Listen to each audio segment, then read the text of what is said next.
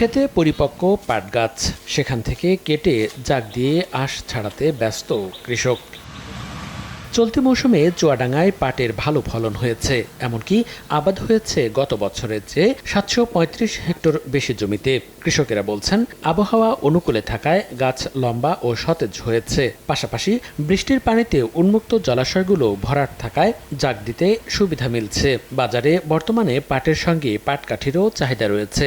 2 বিঘা 10 কাঠা ভুঁই পাট আছে, খরচ খরচা তুলনামূলক হিসাবে এবার কমই হয়েছে। পাটের ফলনও ভালো, পাট জাগ দেওয়া পানির অভাব নেই। গতবার 3500-3600 বেছিলাম, তার সেই লাভ দেখে এবারটা আমরা একটু বেশি করে বুনেছি। যা খরচা হবে তাতে অর্ধেক লাভ হবে। কৃষি বিভাগ বলছে, এবছর জেলায় প্রতি হেক্টর জমিতে 2.8 মেট্রিক টন পাট উৎপাদন হবে।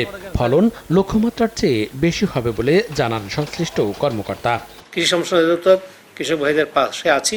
কৃষক ভাইদেরকে এই বিষয়গুলো নিয়ে সার্বক্ষণিক পরামর্শ দিয়ে যাচ্ছি। আশা করি যে সামনে এই পাটের পরিসর আরও বৃদ্ধি পাবে। কৃষি বিভাগের তথ্য মতে চলতি মৌসুমে চুয়াডাঙ্গায় পাট উৎপাদন লক্ষ্যমাত্রা নির্ধারণ করা হয়েছে 25,578 মেট্রিক টন, যার বাজার মূল্য প্রায় 220 কোটি টাকা। সময় সংবাদ, চুয়াডাঙ্গা।